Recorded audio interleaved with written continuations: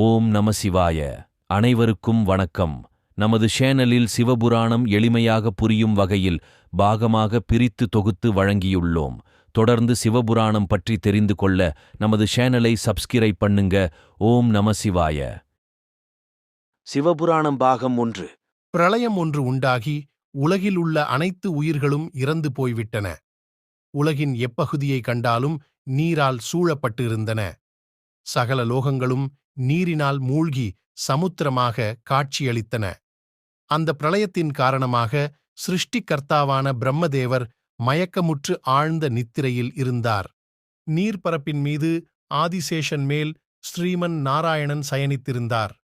திடீரெனக் கண் விழித்து பார்த்த பிரம்மாவுக்கு பிரளயத்தின் விளைவாக அனைத்து லோகங்களும் நீரினால் அழிந்து போயின என்பதைக் கண்டார்.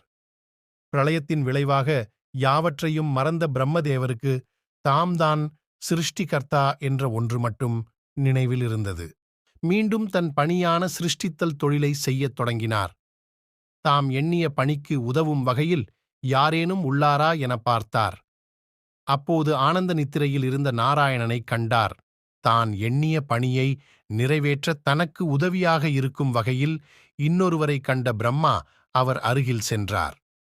நித்திரையில் இருந்த நாராயணனை எழுப்பி, சர்வ உலகங்களும் அழிந்துள்ள இந்த தருவாயில் நித்திரையில் ஆழ்ந்திருக்கும் நீர் யார் என வினவினார். நித்திரையில் ஆழ்ந்த ஸ்ரீமன் நாராயணன் யாவும் மறந்தவராக காட்சியளித்தார். பின்பு சிறிது காலத்திற்கு பின் யாம் யாரென்றும் தம்முடன் உரையாடுபவர் யாரென்றும் அறிந்த ஸ்ரீமன் நாராயணன் என்ன குழந்தாய் வேண்டும் என வினவினார். இதைக் கேட்ட பிரம்மதேவர், யாரை குழந்தை என்று அழைக்கிறாய் என சினமுடன் கேட்டார். நான் யார் என்று நீர் அறிவீரோ? நானே இந்த சிருஷ்டியை படைத்தவன், நானே உன்னையும் படைத்தவன் என்று கர்வத்தோடு பிரம்மதேவர் ஸ்ரீமன் நாராயணனிடம் சினத்துடன் உரையாடினார்.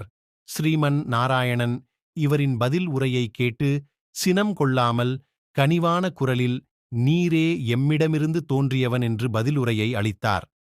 இதைக் கேட்ட பிரம்மதேவர், நானே உன்னை படைத்தவன் என்று கர்வத்தோடு உரையாடினார். ஸ்ரீமன் நாராயணன் சிரித்த இன்முகத்தோடு, நீரே என் நாபிக் கமலத்திலிருந்து தோன்றிய தாமரை மலரில் உதயமானவர் என்றும் இதுவே உன் பிறப்பின் இரகசியம் என்றும் கூறினார். இதை சற்றும் ஏற்றுக்கொள்ளாத பிரம்மதேவர் எதிர்வாதம் புரிந்தார். இருவருக்கும் இடையிலிருந்த உரையாடல் கடும் வாக்குவாதமாக மாறியது. அவ்வேளையில் அக்னி சொரூப ஜோதி உருவத்தில் அண்டத்தின் பரம்பொருளான சிவபெருமான் லிங்க வடிவில் தோன்றினார்.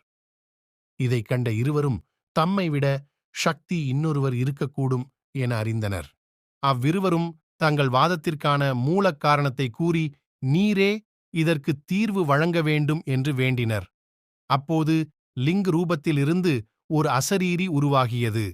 அதாவது, இருவரில் யார் எனது அடியை அல்லது முடியை முதலில் காண்கிறீர்களோ அவரே முதலில் தோன்றியவர் என்று அந்த அசரீரி உரைத்தது. இதுவே சரியென முடிவெடுத்த இருவரும் அன்னப்பறவை அவதாரம் எடுத்து லிங்கத்தின் முடியைக் காண பிரம்மதேவர் தனது பயணத்தை தொடங்கினார்.